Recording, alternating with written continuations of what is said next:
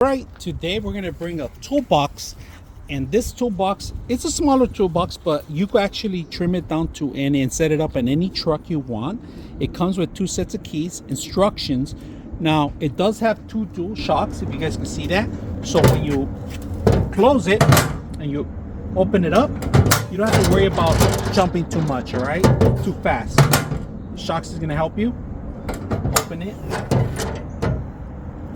You want to close your tools, all right? Keys, lock it in place.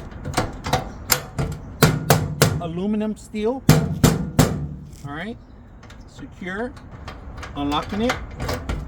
Open it up, and there it is. Now let me show you a little bit inside.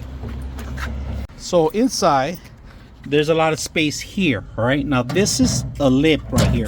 Now this lip could be on the outside of the truck. It doesn't have to be on the inside. Now if you could actually drill some holes in here and drill it to your truck. Deep, it's about shoulder size, almost like hand size, right where my elbow starts. That's how deep it is. Side profile, let me show you the side profile on it. Like I said, it has that little lip cut right here. Those shocks. Great for tools storage. You can put this in an RV minivan. You could keep it outdoors because it's outdoor graded.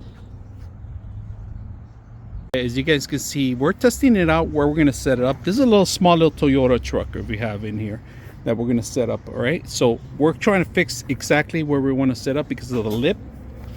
The lip is a little short, so we want to be able to access our stuff from the outside. If you guys can see that, it's perfect.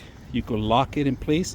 Right now we're trying to figure out where we're going to put it, either in the front of the actual truck because we got a lot of stuff for oil and tools, or in the front. So when I open it up, I want to be able to access from this side of the truck.